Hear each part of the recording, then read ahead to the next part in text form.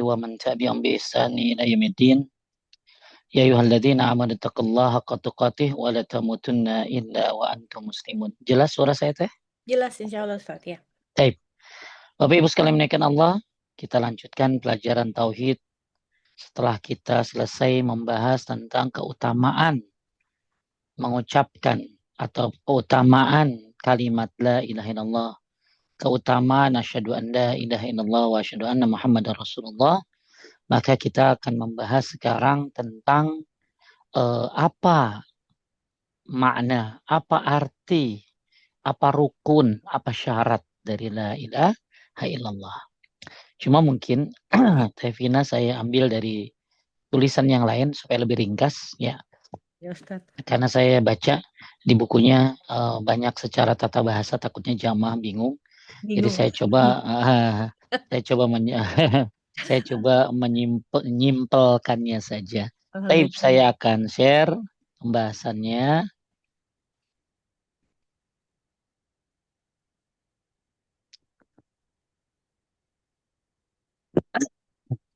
Tante, Ya, kelihatan Ustaz. kita sering ngucapin la ilaha illallah. Kita sering membaca, bahkan kita mendawamkan kalimat ini karena kalimat ini memang punya keutamaan yang luar biasa. Kita sudah pernah bahas sampai berapa pertemuan gitu ya. Nah, sekarang kita mau bahas apa arti kalimat tauhid. Karena gini, kalau kita bahas sesuatu, kemudian kita ngerti apa artinya, kita ngerti maknanya, kayak zikir lah. Zikir itu akan jadi hebat ketika sumbernya jelas. Kemudian lisan ngomong, hati memahami. Kemudian yang terakhir kita ngerti artinya, apa keutamaannya. Maka dengan begitu zikir itu akan menjadi lebih bagus daripada dia cuma baca tapi nggak ngerti, nggak paham. Sama dengan kalimat la ilaha illallah yang sering kita baca. Baik ketika masuk pasar kita baca itu, ketika zikir, ketika yang sudah pernah kita ajarkan keutamaannya dan kapan bacaan-bacaannya.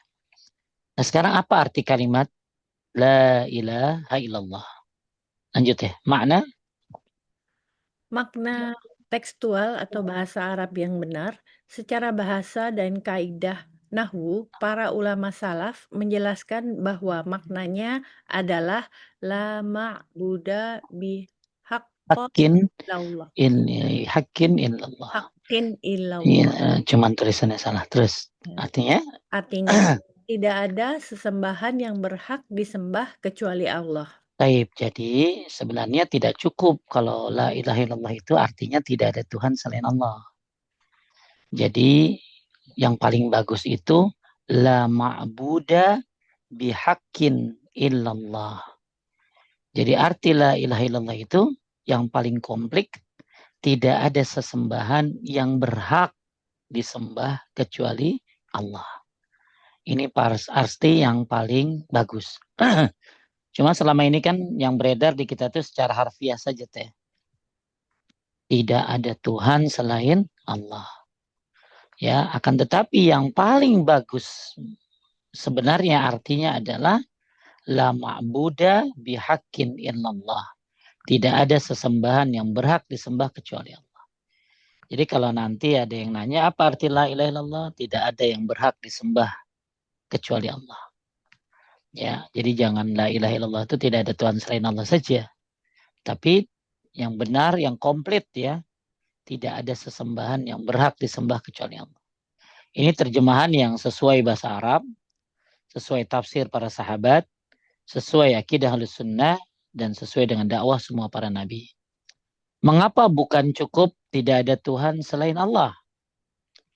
Ya, kenapa Pak Ustadz kok nggak cukup tidak ada Tuhan selain Allah aja? Karena orang musyrik Quraisy pun mengakui. Jadi kalau Bapak lihat dalam Al-Quran, itu banyak ayat-ayat yang menjelaskan bahwa orang-orang kafir pun, orang-orang musyrik Quraisy pun mengakui pencipta Allah adalah pencipta. Allah adalah pemberi rezeki. Allah adalah pengatur alam. Jadi kalau ditanya siapa yang nyiptain ini, ya jawab mereka Allah. Cuma mereka tidak nyembah kepada Allah. Mereka hanya mengakui Allah sebagai pencipta, pemberi rizki, pengatur alam, tapi mereka tidak menyembah kepada Allah. Oleh karena itu, di sini la ma'buda, tidak ada sesembahan yang berhak disembah kecuali Allah. Jadi bukan hanya Allah itu sebagai pencipta, tapi Allah lah yang juga berhak disembah. Ya, jadi mengapa nggak cukup tidak ada Tuhan selain Allah? Karena orang-orang kafir Quraisy pun mengakui Allah, tapi mereka tidak menyembah kepada Allah. Ya, tapi mereka tetap kafir. Kenapa? Karena mereka masih beribadah kepada selain Allah.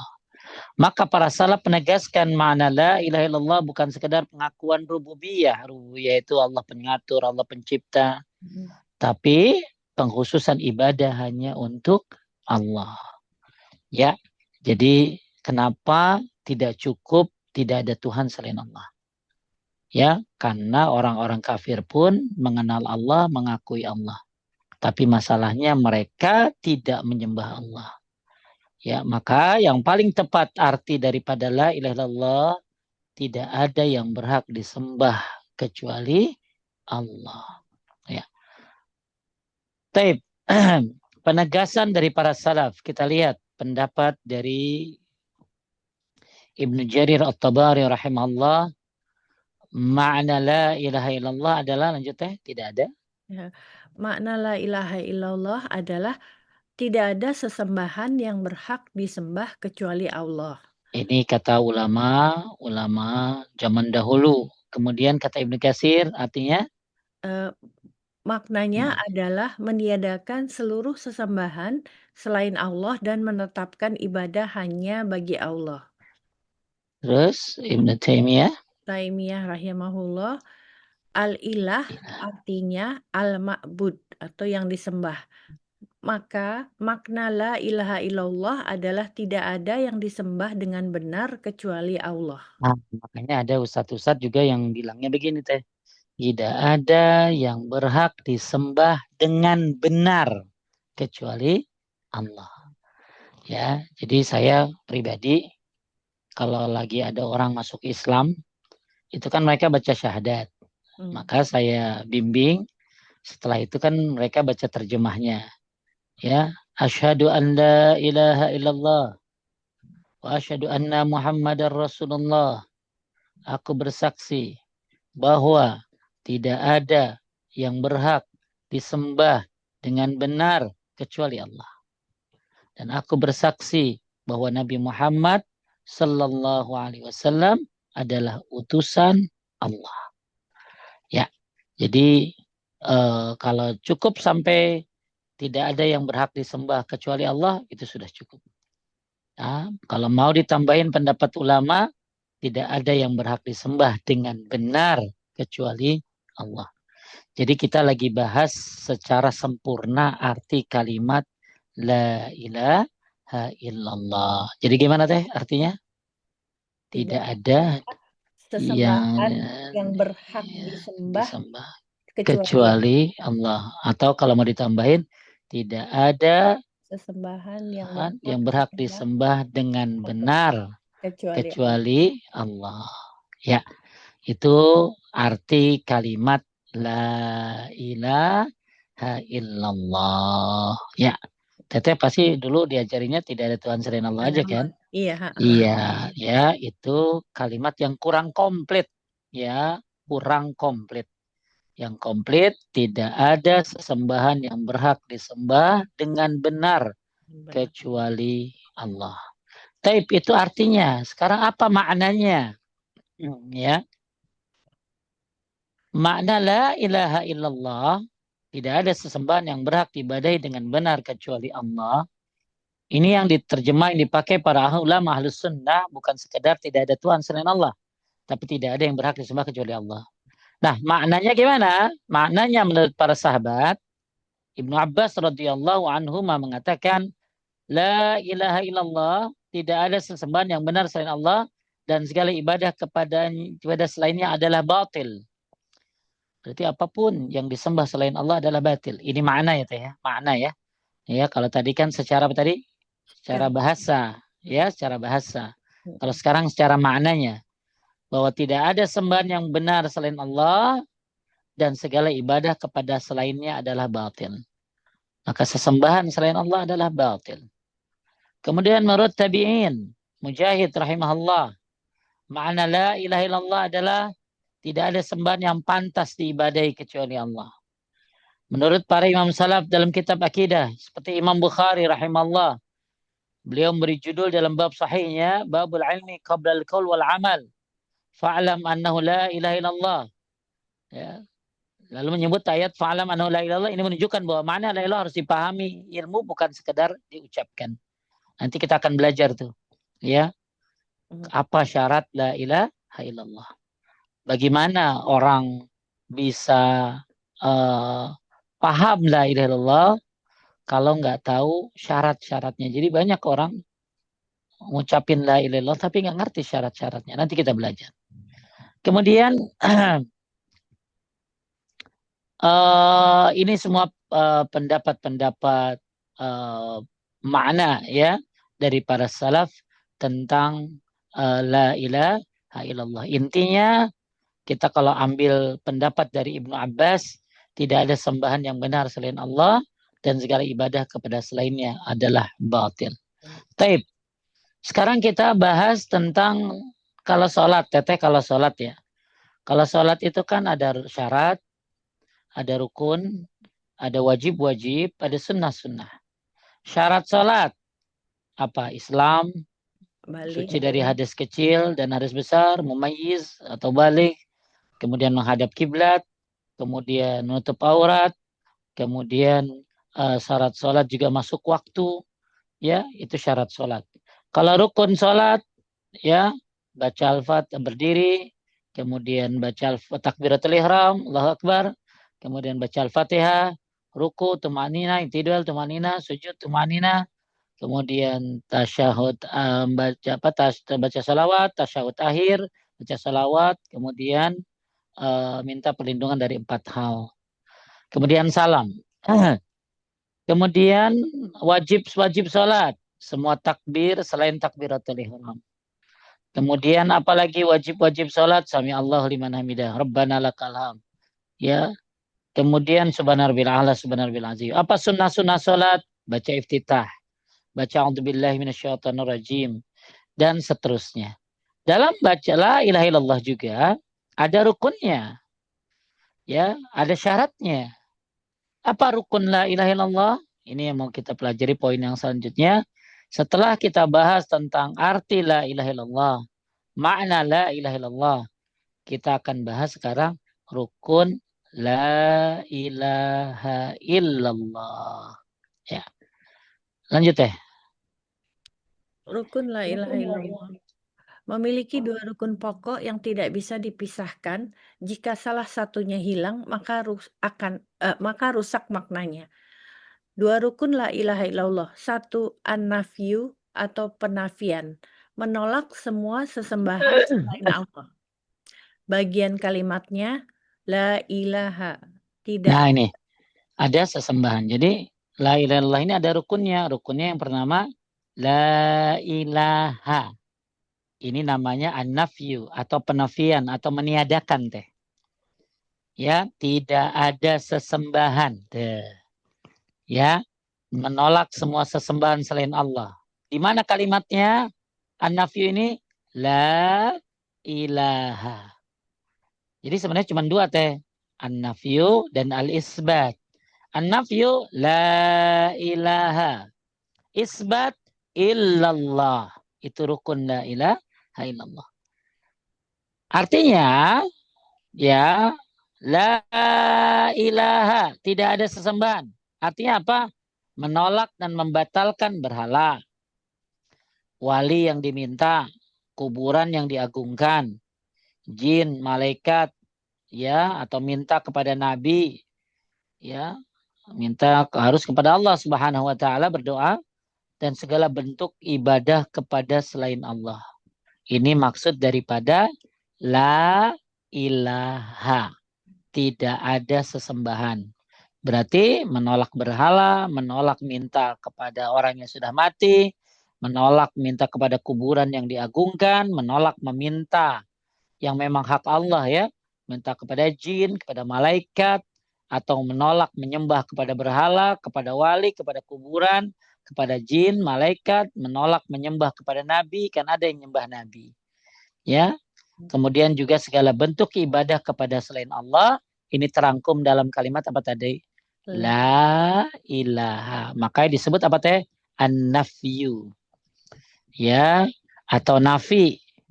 Nafi itu berarti meniadakan, menolak. Ya, la ilaha. Ini rukun yang pertama disebut dengan an-nafyu atau meniadakan. Meniadakan sesembahan selain Allah seperti berhala dan lain sebagainya. Kemudian rukun yang kedua teh namanya al-isbat. Lanjut teh. Dua, al-isbat atau penetapan, menetapkan ibadah hanya untuk Allah semata.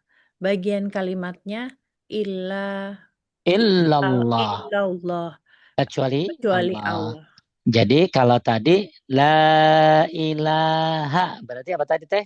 Meniadakan Ya, ada. atau an-nafyu. Nah, kalau meniadakan apa? Meniadakan dari sesembahan selain Allah, meniadakan berhala, meniadakan minta kepada Nabi, meminta kepada orang yang mati, meminta pokoknya yang disembah selain Allah. Nah, poin yang kedua, al-isbat. Al-isbat ini menetapkan illallah, menetapkan bahwa semua ibadah hanya untuk Allah. Kalimatnya di mana? Kalau la ilaha berarti nafyu, meniadakan. Kalau illallah isbat artinya menetapkan.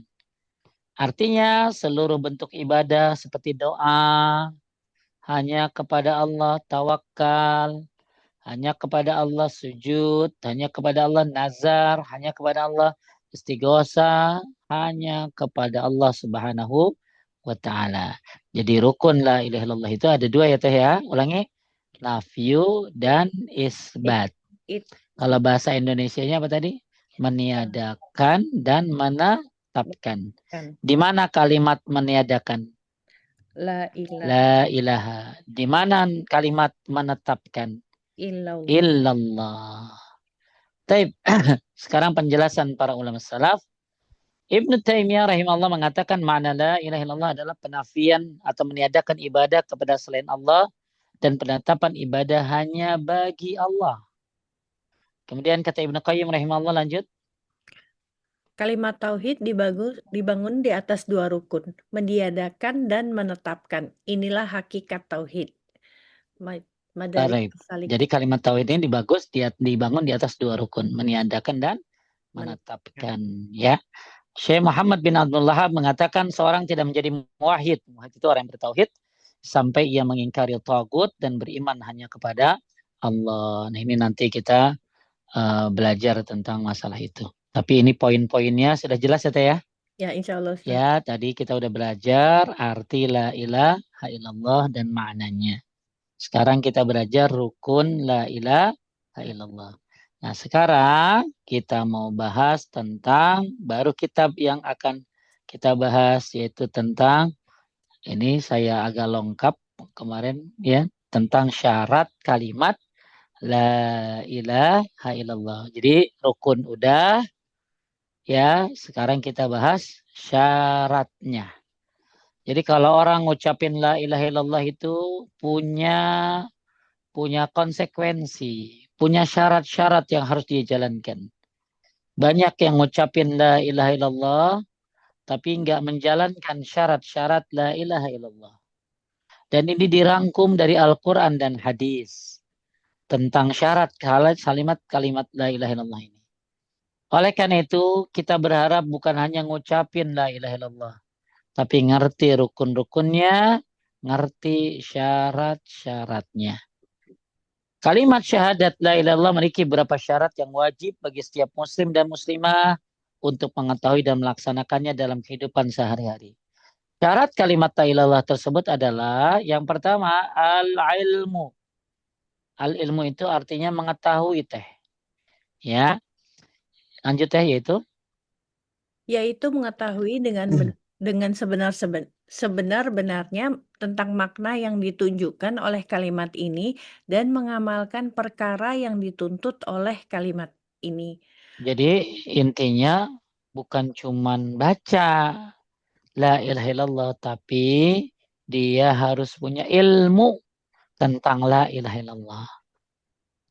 Makanya Allah berfirman di dalam surat Muhammad ayat 19, fa'lam annahu la ilaha illallah. Apa artinya? Maka ketahuilah bahwa tidak ada ilah yang berhak diibadahi dengan benar kecuali Allah. Di sini ada kalimat apa teh? Ketahuilah. Jadi jangan cuma baca, paham nggak teh? Hmm. Karena kan kalau kita taunya ya, kita taunya barang siapa yang mati membaca la ilaha illallah masuk surga. Padahal hadisnya ada lagi, bukan hanya baca teh, tapi mengetahui, ya, mengilmui. Maka yang baca la ilaha illallah banyak, tapi yang mengilmui la ilaha illallah sedikit. Maka mudah-mudahan Anda bagian dari yang sedikit. Ya, jadi Allah berfirman fa'alam. Fa'alam ini kan artinya ketahuilah, berarti ketahuilah, ayo belajar, memahami. Kemudian Allah juga berfirman, illa man syahida bil haqqi wa hum ya'lamun. Artinya teh, Melainkan mereka yang mengakui kebenaran, sedang mereka orang-orang yang mengetahui. tuh, jadi teteh tahu kebenaran. Tapi teteh mengakui kebenaran, tapi juga mengetahui. Puasa itu wajib. Teteh bukan hanya tahu wajib, tapi teteh tahu keutamaannya. Teteh juga mengilmui puasa yang benar kayak apa. Ya, oh zikir itu bagus, tapi bukan hanya dibaca, tapi ngetahui gimana tata cara zikir yang benar, bagaimana hadis-hadis tentang zikir, gimana keutamaan-keutamaannya. Ya, jadi Allah berfirman, melainkan mereka yang mengakui kebenaran. Teteh mengakui kebenaran. Sedang mereka orang yang mengetahui. Jadi bukan hanya mengakui teh, tapi juga mengetahui, mengilmui tentang kebenaran tersebut. Nah, ini. Dulu di kita kan taunya barang siapa yang mati membaca la ilaha illallah masuk surga. Padahal ada hadis yang lain bukan hanya mati baca la ilaha illallah, tapi man mata wa ya'lam. Barang siapa yang meninggal dunia, dia mengetahui bahwasanya tidak ada ilah sesembahan yang berhak diibadahi dengan benar selain Allah, maka ia masuk surga.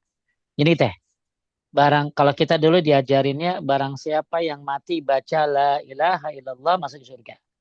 Pertanyaan saya teh, kan susah ya teh ya, orang lagi mau meninggal teh, baca la ilaha illallah itu apalagi yang koma, betul nggak teh? Iya, sama. Gimana mau baca? Ya, anak-anak cuman bisa bimbing doang, ibu baca la ilaha illallah, tapi ibunya diem baik. Ya, kenapa? Karena nggak bisa bergerak. Karena mungkin ya lisannya sudah kaku. Atau ketika dia mau meninggal disuruh baca la ilaha illallah juga sulit mungkin ya. Tapi kalau ini artinya enak teh. Walaupun dia matinya nggak ngucapin teh, tapi dia mengetahui bahwasanya tidak ada ilah yang berhak diibadahi dengan benar selain Allah, maka ia masuk surga. Jadi bisa aja teh orang meninggal lagi main futsal, tapi Hmm. dia mengetahui tidak ada yang berhak disembah dengan benar kecuali Allah. Dia mengilmui, walaupun meninggalnya tidak mengucapkan apa tadi?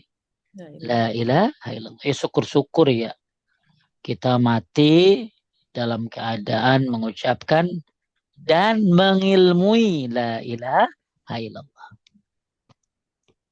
Ya, jadi kalau kita bahas lebih panjang,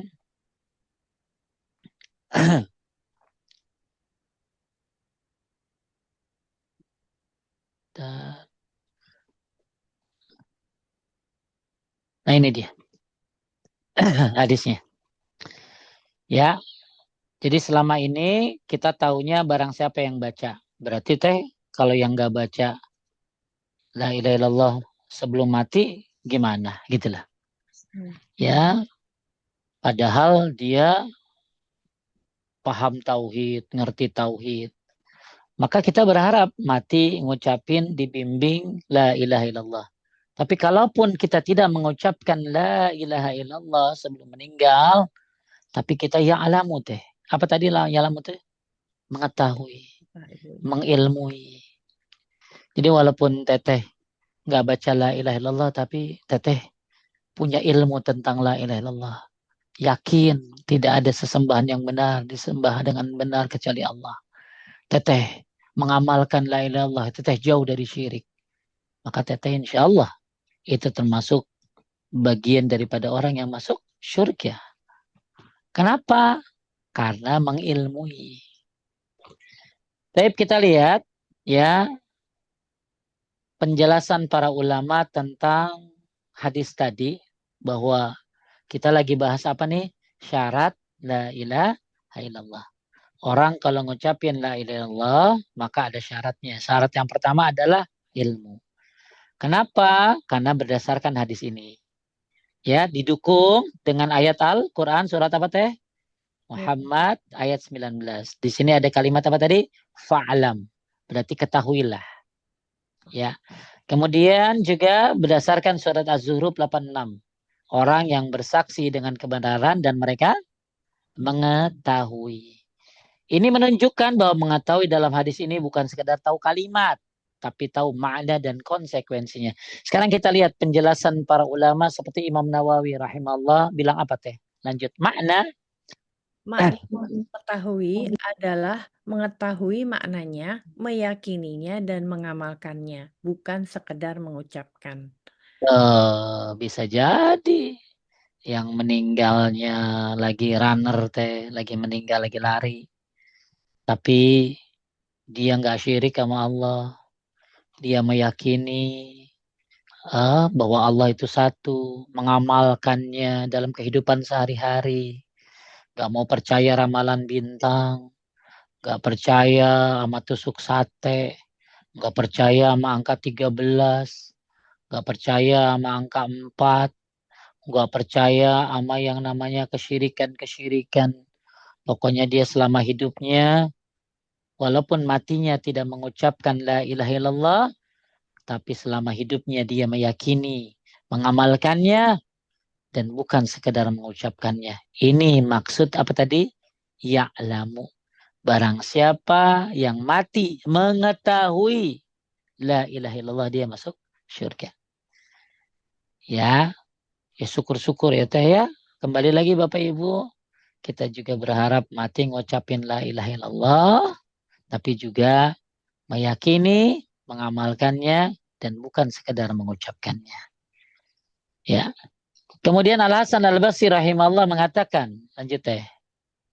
La ilaha illallah bukan sekedar ucapan, tetapi ada hak dan kewajibannya. Demi Allah, tidaklah seseorang mengucapkannya dengan jujur, kecuali la ilaha illallah itu mencegahnya dari yang haram. Jadi gini teh. Eh, Hasan Al-Basri bilang la ilaha itu bukan sekedar ucapan, tapi ada hak dan kewajibannya. Kan tadi kita udah belajar. Ya, jadi apa hak la ilaha illallah? Apa kewajibannya? Haknya bertauhid kepada Allah, jangan kewajibannya apa meninggalkan kesyirikan. Jadi kalau ada orang ngucapin la ilaha illallah tapi masih percaya sama feng shui, masih percaya dengan ramalan bintang, ya masih menyekutukan Allah, menyembelih untuk selain Allah, bernazar kepada selain Allah, bersumpah kepada selain Allah, maka orang ini nggak jujur berarti teh.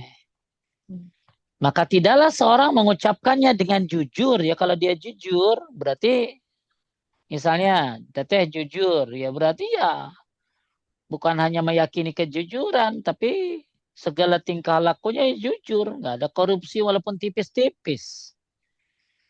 Tapi banyak orang mengucapkan la ilaha illallah tapi nggak jujur. Gimana dia nggak jujur ngucapin la ilaha illallah? Lo masih percaya sama ramalan bintang? Masih percaya sama dukun? Masih melakukan kesyirikan? Berarti ini orang nggak jujur. Ya, Dan orang kalau udah ngucapin la ilaha illallah teh dengan jujur, dia akan mencegah dari yang haram. Ya, mencegah dari yang haram. Teteh, ada Al-Quran nggak? Al-Quran F, Ustaz. Coba boleh. Eh, kita buka Al-Quran di surat bentar.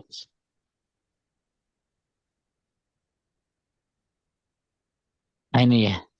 Al-Hujurat ayat 7. Al-Hujurat ayat 7, Ustaz. Iya. Ya, Al-Hujurat ayat 7. 7. Iya, udah, Ustaz. Lanjut teh. Coba.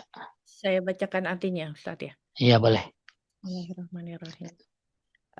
Surat Al-Hujurat ayat 7, ketahuilah bahwa di tengah-tengah kamu ada Rasulullah. Seandainya dia menuruti kemauanmu dalam banyak hal, pasti kamu akan mendapatkan kesusahan. Akan tetapi Allah menjadikanmu Ah, dari sini ininya teh. Poinnya di sini. Ya, poinnya di sini. Lanjut. eh, akan tetapi Allah menjadikanmu cinta pada keimanan dan menjadikan iman itu indah dalam hatimu, serta menjadikanmu benci pada kekufuran, kefasikan, dan kemaksiatan. Mereka itulah orang-orang yang mengikuti jalan kebenaran. Saya ulang ya teh. Tetapi Allah menjadikan kamu cinta kepada keimanan, kepada tauhid maksudnya teh, dan menjadikan iman itu indah dalam hatimu, serta menjadikan kamu benci kepada kekafiran. Jadi kalau orang yang tauhidnya bagus teh, benci kepada segala kekafiran. Gak mau menyekutukan Allah Subhanahu wa Ta'ala. Ya, kalau orang yang tauhidnya bagus, gak mau ya melakukan hal-hal yang menyebabkan dia kafir. Kalau orang yang tauhidnya bagus, Allah akan apa? Allah akan jauhkan dia dari kekafiran dan benci dengan kekafiran. Kemudian apalagi tes setelah kekafiran? Kefasikan, betul? Kemaksiatan, ya. Kefasikan. Kefasikan ini kan berarti apa? Ya, kemaksiatan. Maka orang kalau tauhidnya bagus teh, nanti akan dengan mudah Allah mudahkan dia ninggalin segala perbuatan kemaksiatan. Misalnya, ada orang yang susah banget ninggalin hal-hal yang diharamkan oleh Allah. Terus dia belajar tauhid teh, mendalami tauhid, dia mengamalkannya, meyakininya. Allah akan mudahkan dia meninggalkan yang haram teh. Terus kedurhakaan, betul? Ya, Ya, jadi menjadikan kamu benci kepada kekafiran, kefasikan dan kedurhakaan. Maka orang yang bertauhid kepada Allah nggak boleh durhaka sama orang tua teh. Ya, dia akan dijauhkan dari itu. Kalau orang bertauhid kepada Allah, dia akan menghindari kezoliman-kezoliman. Mereka itulah orang-orang yang mengikuti jalan yang lurus. Kita kan sering doa ya teh, tunjuki kami jalan yang lurus. Ihdinas siratal mustaqim. Gimana kita mau lurus kalau kita tidak bertauhid kepada Allah Subhanahu wa taala? Karena kalau kita bertauhid kepada Allah, Allah akan bimbing kita untuk benci kepada kekafiran, benci kepada kefasikan atau kemaksiatan, dan benci kepada kedurhakaan. Ulaika humur rasyidun. Mereka itulah orang-orang yang mengikuti jalan yang lurus. Makanya saya lagi bahas perkataan Hasan Al-Basri ini teh di sini kan. Ya, kelihatan kursor saya. ya. Seorang yang mengucapkan dengan jujur kecuali la ilaha itu mencegahnya dari yang haram. Jadi kalau orang itu jujur mengucapin la ilallah, dia nggak mau korupsi teh. Ya, dia nggak mau durhaka, nggak mau ya melakukan kekafiran, nggak mau melakukan kefasikan. Dalilnya surat apa tadi teh? Al-Hujurat Al-Hujurat ayat 7. ayat 7. Ya, kembali lagi Bapak Ibu sekalian muliakan Allah, kita sedang membahas syarat la ilaha illallah nomor 1, yaitu al-ilmu. Berdasarkan firman Allah, ya surat Muhammad ayat 19, surat Az-Zukhruf 86, dan hadis Nabi, siapa yang meninggal dunia dalam keadaan mengetahui tidak ada sembahan yang berhak diibadahi selain Allah, maka ia akan masuk surga. Bisa jadi orang mati di kantor, walaupun tidak di masjid deh, tapi dia dalam keadaan tidak menyekutukan Allah. Dia dalam keadaan meyakini la ilaha illallah, dalam keadaan bertauhid kepada Allah, maka dia husnul khatimah. Oh ya, Nabi kan matinya juga di ranjang, teh di atas kasur. Ya, para sahabat Nabi banyak yang matinya di rumahnya. Ya, akan tetapi mereka dalam keadaan apa teh? Dalam keadaan bertauhid kepada Allah Subhanahu wa taala dengan apa? Yakin, jujur dan mengamalkannya. Ya, jadi banyak orang eh, yang beredar di kita mati baca la ilallah masuk surga, tapi dia baru pulang dari dukun. Ya. Ya. Oleh karena itu bukan hanya baca tapi mengetahui. Maka siapapun yang mengetahui la ilaha illallah, mendalami la ilaha illallah, meyakini la ilaha illallah, mati dalam keadaan apapun selama dia tidak menyekutukan Allah, maka dia masuk surga. Makanya kata Imam Nawawi, makna mengetahui maksudnya adalah meyakini, mengamalkannya, dan bukan sekedar mengucapkannya. Bahkan kalau orang ngucapin la ilaha illallah berdasarkan Hujurat ayat berapa tadi? 7, Lanjut. Allah akan buat dia, Allah akan apa? Menjadikannya benci kepada kekafiran, benci sama kemaksiatan, kefasikan, benci sama kedurhakaan. Jadi tauhid ini akan membimbing kita menjadi orang yang baik. Tauhid ini akan membimbing kita menjadi orang yang enggak durhaka kepada orang tua. Orang yang bertauhid akan membimbing kita benci kepada kemaksiatan dan kekufuran. Ya, maka ya orang yang mengucapkannya dengan jujur, maka Allah itu akan mencegah dari yang haram. Kemudian kata Ibnu Rajab, lanjut ya. Hadis ini menunjukkan keutamaan tauhid, namun maksudnya adalah orang yang mengucapkannya dengan jujur, memahami maknanya, dan tidak membatalkannya dengan syirik. Dari Jami' Baik, ulum wal hikam. Jadi hadis tadi yang kita lagi pelajari, barang siapa yang meninggal di dunia dalam keadaan mengetahui bahwa tidak ada ilah yang berhak disembah dengan benar kecuali Allah, kata Ibnu Rajab, ini menunjukkan keutamaan tauhid. Namun maksudnya adalah orang yang mengucapkannya dengan jujur. Jadi kalau ada orang ngucapin la ilaha illallah tapi masih syirik, ya berarti nggak jujur dong. Hmm. Masih percaya dengan ramalan bintang, berarti masih belum jujur. Memahami maknanya dan tidak membatalkannya dengan syirik. Ada satu lagi hadis tentang masalah ini. Ini teh. Jadi ada tiga teh di sini teh. Kalau tadi kan siapa yang baca la ilaha illallah masuk surga. Kalau sekarang kata tadi terus yang kedua, barang siapa yang mati mengetahui la ilaha illallah masuk surga. Nah, sekarang ada lagi yang ketiga nih teh. Lanjut, barang siapa? Barang siapa meninggal dunia dalam keadaan tidak mempersekutukan Allah dengan sesuatu apapun, maka ia masuk surga. Tuh, jadi matinya dalam keadaan Tidak. tidak syirik kepada Allah Subhanahu wa taala.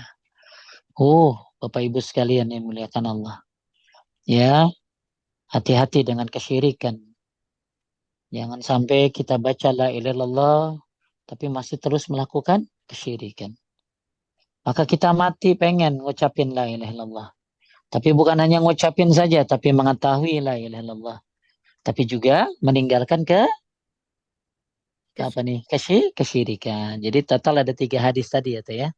Barang siapa yang mati baca, barang siapa yang mati mengetahui, dan barang siapa yang mati tidak syirik. Ya, kenapa orang yang tidak syirik itu masuk surga?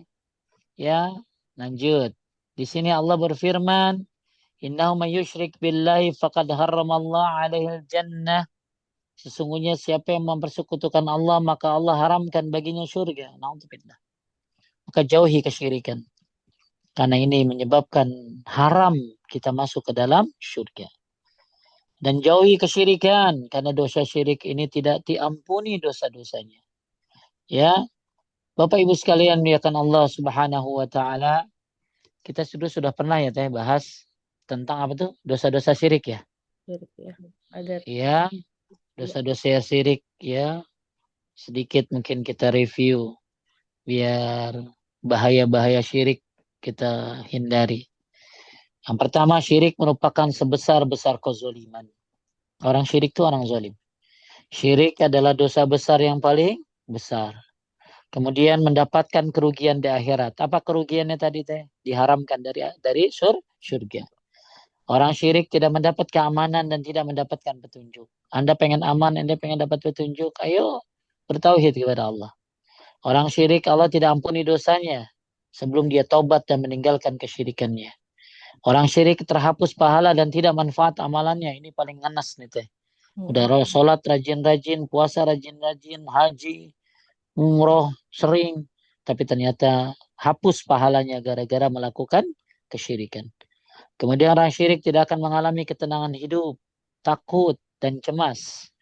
Ya, kemudian orang syirik adalah orang-orang yang lemah. Ya, kemudian orang syirik adalah orang-orang yang bodoh. Nah ini teh sebab orang karena kan tadi syarat la ilaha illallah itu kan ilmu. Nah lawan ilmu apa? Kebodohan. Ya, dan orang yang syirik ya adalah orang yang tidak bersyukur, tidak tahu terima kasih. Ya. Kemudian orang yang syirik akan mendapat azab di kuburnya. Kemudian orang yang syirik tidak akan mendapatkan syafaat di akhirat. Dan orang yang syirik tidak akan masuk ke dalam surga. Syirik membuat jauh dari Allah, merendahkan kemanusiaannya. Syirik memecah belah umat. Ini sudah pernah kita bahas. Saya hanya mereview agar Bapak Ibu semuanya bukan hanya mati mengucapkan la ilaha illallah, tapi juga mengetahui la ilaha illallah, meyakini dan mengamalkannya, tapi juga meninggalkan kesyirikan. Baik, kita balik lagi ke kitabnya.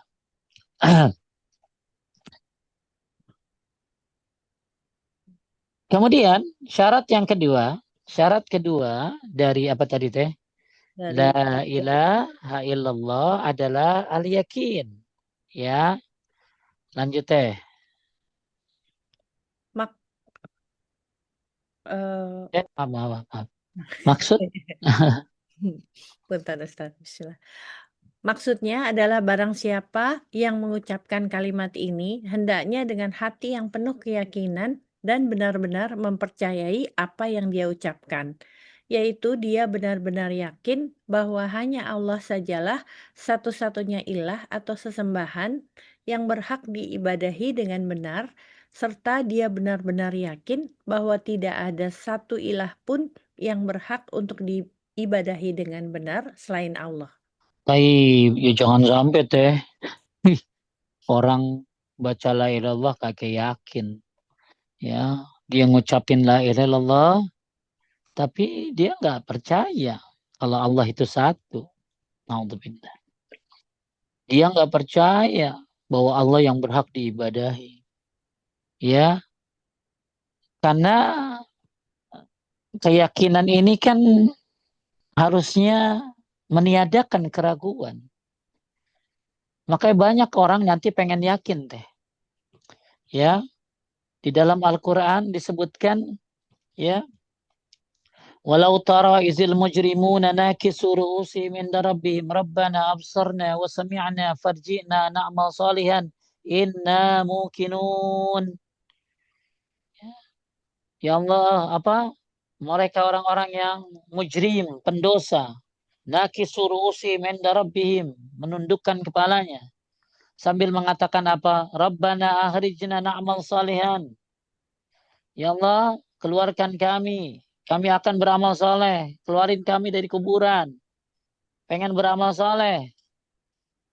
Terus apa teh? Inna mukinun. Kami akan menjadi orang-orang yang yakin.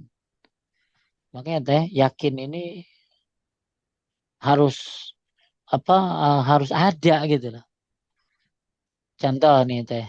Makanya kan ada ainul yakin, ada ada ainul yakin, ada hakul yakin, ada ilmu yakin. Apa contoh ilmu yakin? Ini teh ilmu yakin nih teh. Coba ilmu yakin nih. Saya punya korma. Saya belum nunjukin sama teteh. Teh saya punya korma nih di rumah dari Arab. Enak deh namanya ajwa rutob. Oh, udah rutob ajwa lagi. Enak deh. Teteh percaya karena saya ngomong. Itu namanya ilmu yakin teh. Hmm. Ini Walaupun belum lihat loh. Besoknya saya bawa nih teh kormanya. Oh benar Pak Ustadz. Cakep ya gede kormanya. Premium kayaknya tuh. Nah, itu namanya ainul yakin. Teteh yakin karena udah lihat. Terus saya bagi teteh kurmanya. Terus dimakan. Benar Pak Ustadz enak. Nah itu namanya hakul yakin. hmm, Makanya teteh yakin sama Nabi Muhammad kan walaupun belum ngelihat. Betul nggak? ya. Ya ada kuburannya. Kita juga kuburannya kan cuma lihat dari luar doang. Tapi kenapa kita yakin ada di Quran dan hadis? Maka keyakinan ini butuh ilmu ya. Butuh ilmu. Gimana bisa yakin kalau nggak punya ilmu? Ya oleh karena itu, siapa yang ngucapin la ilaha illallah bukan hanya punya ilmu, tapi dia harus yakin. Jangan sampai dia punya ilmu tapi nggak yakin. Hanya Allah yang berhak diibadahi dengan benar. Nah, sebagaimana sabda Nabi, lanjut ya. Aku bersaksi bahwasanya tidak ada ilah yang berhak diibadahi dengan benar selain Allah, dan bahwasanya aku, Muhammad Shallallahu Alaihi Wasallam, adalah utusan Allah. Tidaklah seorang hamba menjumpai Allah dalam keadaan tidak ragu-ragu terhadap kedua syahadatnya tersebut, melainkan ia masuk surga. Ghairu syakin fihima, tidak ragu. Ini syarat yang kedua. Jadi orang yang ngucapin la ilaha illallah dia harus punya ilmu. Kedua dia harus yakin terhadap apa syahadat tersebut tidak ragu. Makanya kata Syaikhul Islam Ibnu Taimiyah, tauhid tidak sah kecuali dengan ilmu, keyakinan, kejujuran, bukan dengan keraguan dan kebohongan. Jadi nggak apa sih, nggak sah teh kalau dia baca la ilaha illallah tapi tidak yakin. Ya kayak orang doa teh, kalau kagak yakin kan jadi gimana? Iya, ya teh doa terus kagak yakin jadi gimana?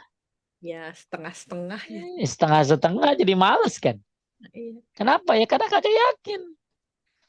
Bagi mereka orang yang mengucapkan la ilaha illallah di samping punya ilmu, dia belajar tauhid, dia meyakininya, ya, dia juga harus punya yakin terhadap kalimat ini, yakin terhadap syahadat. Makanya alhamdulillah ya, kita yakin kepada Allah walaupun belum pernah lihat, betul deh. Iya. Kita yakin kepada Nabi Muhammad SAW walaupun belum melihatnya. Kita yakin kepada akhirat, kepada hisab, kepada alam barzah, pada hari kiamat walaupun belum pernah terjadi. Itu mahal tuh. Nah sekarang Anda ngucapin la ilaha illallah, yakin nggak? Kalau yakin, ya berarti yakin di sini berarti nggak ragu-ragu.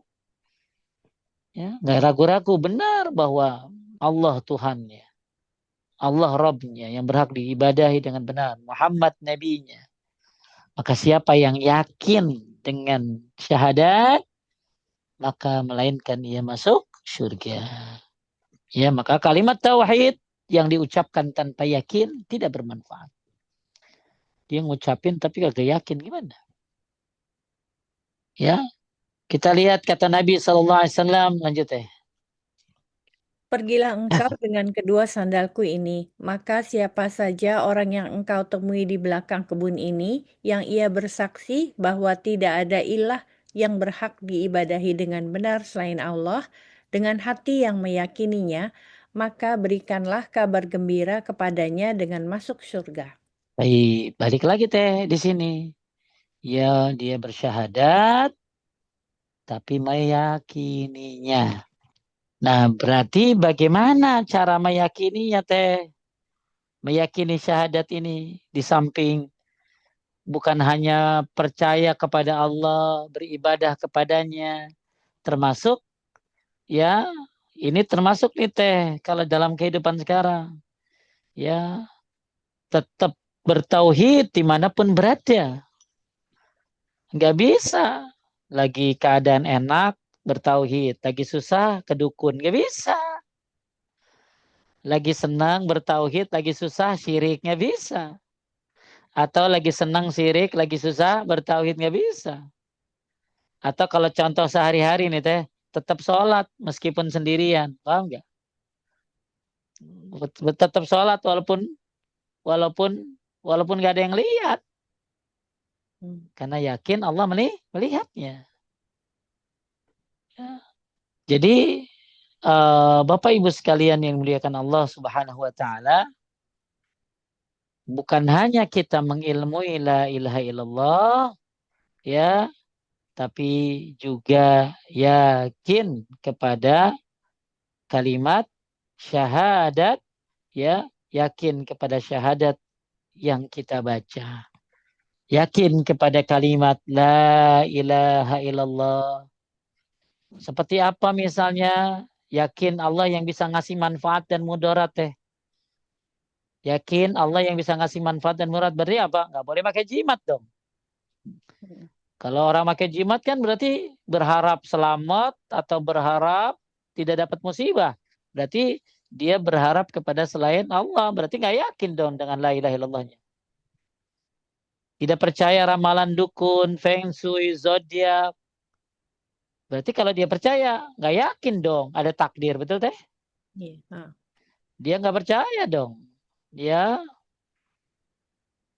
kemudian ya kalau dia yakin kepada la ilaha illallah, dia berdoa hanya kepada Allah, bukan kepada wali yang sudah mati, bukan kepada kiai yang sudah wafat. Ya, jadi Bapak Ibu sekalian yang dimuliakan Allah Subhanahu wa taala, ya, bukan hanya kita mengilmui tapi kita harus yakin. Teteh tahu ilmunya, cara cara ini begini, cara ini begini, tapi kagak yakin, akhirnya jadi setengah-setengah. Lanjut, selanjutnya maka Iya, maka syarat untuk masuk surga bagi orang yang mengucapkannya, yaitu hatinya harus yakin dengannya atau kalimat tauhid, serta tidak ragu-ragu terhadapnya. Apabila syarat tersebut tidak ada, maka yang disyaratkan masyruط juga tidak. tidak ada. Ya, jadi kalau nggak yakin ya gimana? Terus lawan, lanjut. Lawan dari yakin adalah ragu, bimbang, berprasangka, dan berpraduga. Apabila dia ragu-ragu terhadap makna sebenarnya dari kalimat ini, atau dia bimbang dalam menolak segala bentuk peribadahan kepada selain Allah, maka kalimat syahadat la ilaha illallah tidak bermanfaat baginya. Kenapa? Karena dia ragu. Ya, ya maka hati-hati keraguan ini. Ya, namanya was-was juga. Makanya Allah mencela orang munafik yang hati mereka selalu ragu dan bimbang. إنما يستأذنك الذين لا يؤمنون بالله واليوم الآخر وارتابت قلوبهم فهم في ريبهم يترددون. Artinya, Sesungguhnya yang akan meminta izin kepadamu, Nabi Muhammad, hanyalah orang-orang yang tidak beriman kepada Allah dan hari kemudian, dan hati mereka ragu-ragu, karena itu mereka selalu bimbang dalam keraguan. taib. Jangan sampai ya mengakui la ilaha illallah tapi nggak punya ilmu. Otomatis kalau nggak punya ilmu, bagaimana bisa yakin? Dan yang sudah punya ilmu, jangan sampai dia ragu. Padahal kebenaran sudah dia saksikan. Ilmu sudah dia punya. Ya, maka seperti orang-orang munafik. Mereka, di hati mereka, wartabat kulubuhum. Hati mereka ada keraguan. Fahum fi raibihim yataraddadun. Dan mereka selalu bimbang dalam keraguan. Dan Allah Subhanahu wa taala memuji teh. Memuji siapa? Memuji orang mukmin yang tidak ragu dalam imannya. Allah berfirman, "Innamal mu'minuna alladzina amanu billahi wa rasulihi tsumma lam yartabu wa jahadu bi amwalihim wa anfusihim fi sabilillah. Ulaika humus shadiqun." Artinya, Sesungguhnya orang-orang mukmin yang sebenarnya adalah mereka yang beriman kepada Allah dan Rasul-Nya dengan harta dan jiwanya. Kemudian mereka tidak ragu-ragu dan mereka berjihad di jalan Allah. Mereka itulah orang-orang yang benar. baik. Ya, ini Allah memuji orang mukmin yang tidak ragu-ragu, yang yakin. Ibnu Mas'ud berkata, yakin adalah iman secara keseluruhan dan sabar adalah sebagian dari iman. Ya, Allahumma zidna imanan wa yakinan wa fikhan. Ini ada doa nih teh. Ya Allah tambahkan kepada kami keimanan, keyakinan dan kefahaman. Baik, cukup sampai sini. Nanti kita lanjutkan dengan ikhlas ya teh ya. Syarat la ilaha illallah yang ketiga yaitu ikhlas. Baik, mungkin bisa dipotoin, nanti bisa dikirim ke saya. Ada yang nanya sampai sini teh? Eh, Bismillah, sebentar Ustaz. Di kolom chat nggak ada, tapi di tempat saya ada. Bismillahirrahmanirrahim. Saya bacakan pertanyaannya, Ustaz. Ustaz, jadi atas penjelasan Ustaz tadi, jadi mentalkin orang yang sedang sakaratul maut itu jadi tidak penting, Ustaz. Ya salah kalau begitu mah. Ya, kan saya bukan bilang begitu. Kan tadi saya bilang, ya kita berharap mati dalam keadaan membaca la ilaha illallah. Tapi juga bukan hanya membaca, tapi apa tadi? Mengilmui la ilaha illallah. Kemudian yang ketiga apa? Kita Menyembah. mati dalam keadaan tidak syirik kepada Allah. Jadi kalau kita disuruh talkinin, boleh talkinin. Ya, lakinu mautakum la ilaha illallah. Talkinkan orang yang mau meninggal dengan kalimat la ilaha illallah. Akan tetapi kembali lagi bahwa jangan hanya sekedar mengucapkan la ilaha illallah, tapi juga mengilmui la ilaha illallah dan bebas dari syirik. Nah sekarang jadi intinya mentalkilkan itu dibolehkan, ya, membimbing mayit untuk mengucapkan la ilaha illallah. Pertanyaannya, gimana kalau dia nggak baca? Paham nggak teh? Nggak baca la ilaha illallah gimana? Iya, Nggak apa-apa. Yang penting dia tadi apa? mengilmui. Mengilmui la ilaha illallah. Ya. Yang penting dia meyakini la ilaha illallah dan meninggalkan kesyirikan. Maka saya berharap kita baca itu, anak-anak bimbing, kita baca, tapi kita juga mengilmui dan meninggalkan kesyirikan. Lanjut. Bismillah. Eh, jadi Ustadz pada hakikatnya semua Muslim itu akan masuk surga kalau begitu. Iya, semuanya. Selama tidak, cuman ada yang masuk surga tanpa hisab, tanpa azab. Ya, itu jumlahnya cuma 70.000 orang. Ada yang masuk surga pakai hisab, tapi tidak diazab. Ya, ada yang masuk surga dengan dihisab, tapi diazab dulu, baru kemudian masuk surga. Ya, ada lagi? Ada Tapi ada lagi yang terakhir, tidak perlu dihisab, langsung neraka. Itu orang-orang kafir. jalan tol. Eh, Silakan, tunggu sebentar. Mana dia Jadi tadi? masalahnya tinggal mikir begini teh, emang mau masuk neraka sebentar? Ya, enggak sih Ustaz, jangan Naudzubillah. balik. Yang panas, yang panasnya itu naudzubillah 70%. Ya, maaf, maaf, yang panasnya itu ya neraka itu eh apa api yang ya 70% tuh ya api yang ada di dunia kan baru 1%-an. Saya pernah juga baca riwayat tuh 1% juga udah dikurangi, udah direndam lah, apa baru dikasih ke manusia. Bagaimana dengan 69 lagi?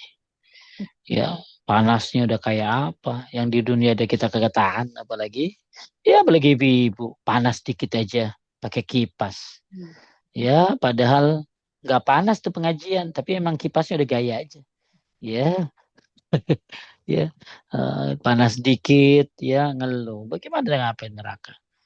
Jadi, insya Allah semua Muslim pasti masuk surga. Ya, selama dia tidak melakukan kekafiran, kemurtadan, dan kesyirikan besar. Lanjut. Oh iya, Ustaz, membahas syirik ini tadi, Ustaz, ada 2 pertanyaan tentang syirik. Ustaz percaya pada prakiraan cuaca itu termasuk syirik atau tidak? Dan untuk syirik itu, yang melakukannya syirik besar atau syirik kecil itu sama saja, Ustaz, dosanya? Iya, Oh, tidak sama. Kalau syirik besar itu keluar dari Islam, dihapuskan seluruh dosa, dihapuskan seluruh amal, dan abadi di neraka. Kalau syirik kecil tidak keluar dari Islam, tidak dihapuskan seluruh amal, dan tidak abadi di neraka. Ya. Terus kemudian apa tadi yang pertama? eee, yang pertama adalah apakah percaya pada prakiraan cuaca? Taib. Bedain antara astronomi dengan astrologi. Ya, kalau astronomi itu kan apa teh? Astronomi, ilmu tentang planet.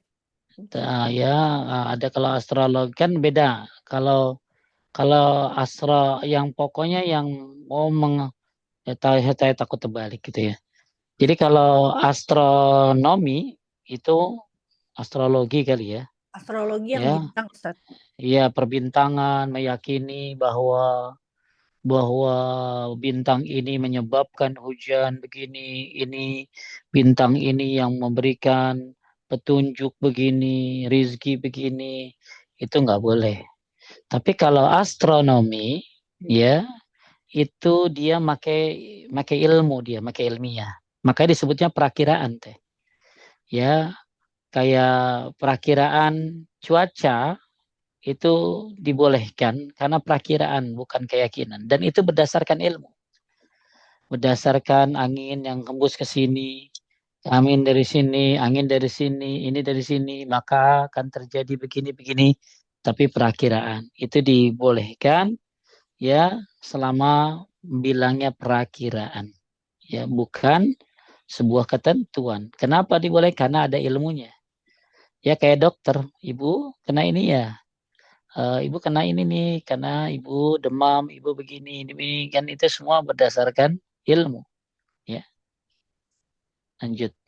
Eee, saya bacakan dulu yang dari chat, Ustadz.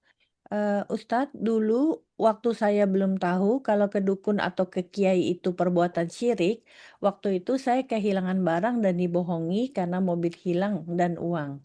Apakah saya hanya cukup sholat tobat dan meyakini semua itu sudah takdir Allah, sudah hilang dosa saya? Ibu, syarat tobat itu yang pertama satu nyesel, dua berhenti, yang ketiga bertekad untuk tidak mengulangi. Selanjutnya, apa yang bukan hanya taubat istighfar, apa yang menyebabkan ibu datang ke dukun? Apa yang menyebabkan ibu datang ke orang pinter? Karena ibu nggak punya ilmu tauhid, betul teh? Mhm. Kalau dia punya ilmunya, disuruh ke dukun pasti nggak mau. Maka sekarang tobat ibu ditambah, yaitu dengan belajar tauhid. Karena ibu dulu mendatangi tempat-tempat begitu karena nggak ngerti, nggak paham. Ya, jadi belajar tauhid, ya bahkan tauhid itu menghapuskan dosa. Ya, kalau ibu belajar tauhid, makin bagus tauhid ibu, makin banyak dosa yang hilang. Ya, jadi cara ngapusin dosa salah satunya adalah dengan belajar tauhid. Lanjut. Eee, Ustadz, ini 2 pertanyaan saya jadikan satu. Mana tadi? Ustadz, kadang-kadang kita ragu-ragu, bimbang soal apa ya? Ini anyway, Ustadz, kadang-kadang kita ragu-ragu atau bimbang akan sesuatu. Apakah itu digoda setan? Dan pertanyaan yang berkaitan, sejauh mana keyakinan, itu bisa diukur? Karena menurut saya sudah yakin atas syahadat saya, tapi apakah keyakinan ini diterima atau dianggap benar? Tapi intinya keyakinan ini contoh-contoh yang paling gampang yang tadi saya sebutkan. Kalau dia yakin, berarti satu, kalau dia yakin bahwa Allah yang berhak disembah, berarti dia nggak boleh nyembah selain Allah. Kalau dia yakin bahwa Allah yang berikan manfaat dan mudarat, berarti dia nggak boleh pakai jimat, nggak boleh datang ke dukun. Jadi keyakinan itu bukan masalah keyakinan hati teh, ya, tapi juga bagaimana perbuatannya gitu loh. Kalau dia yakin sholat wajib, tapi dia kagak sholat, kan salah. Saya yakin sholat wajib, tapi saya kagak sholat, ya salah kan gitu. Jadi yakin bahwa hanya Allah yang menjadi. Jadi kalau keyakinan ini bukan hanya bergerak. Makanya kalau ahlus sunnah wal jamaah, yang namanya iman itu bukan hanya keyakinan, tapi perbuatan dan ucapan. Jadi kalau Anda yakin, bukan hanya dia dalam hati, keyakin tentang syahadat Anda, tapi juga perbuatan Anda.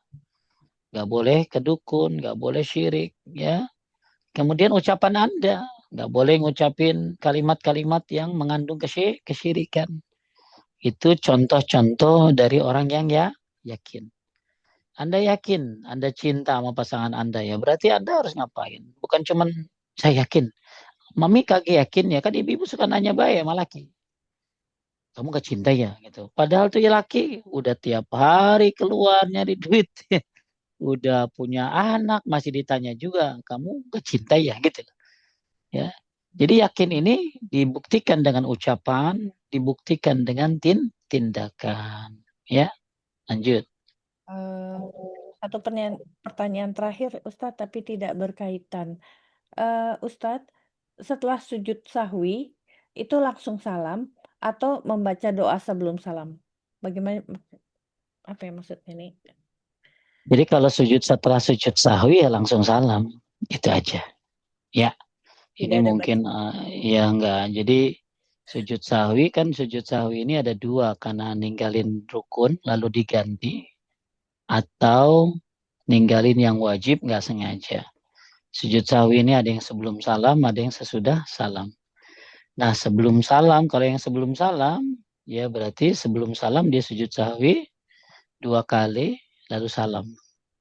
Kemudian kalau sesudah salam, dia salam dulu, lalu sujud sahwi, dua kali, lalu salam. Itu. Nggak ada doa. Kalau doa lagi sujudnya, subhanallah ala, biasa. Sama kayak lagi sujud. Baik. Alhamdulillahirrabbilalamin. Semoga Allah subhanahu wa ta'ala mudahkan ibu-ibu semuanya untuk bukan hanya baca la ilaha illallah, mengamalkan la ilaha illallah, tapi juga meyakini la ilaha illallah. Dan insya Allah ya kita juga bukan hanya meyakini tapi mengilmui la ilaha illallah.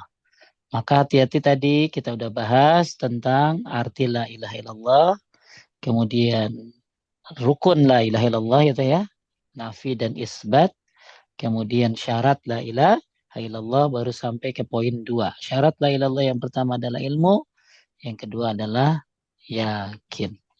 Barakallahu fikun, subhanakallahumma bihamdika, asyhadu an la ilaha illa anta astaghfiruka wa atubu ilaik.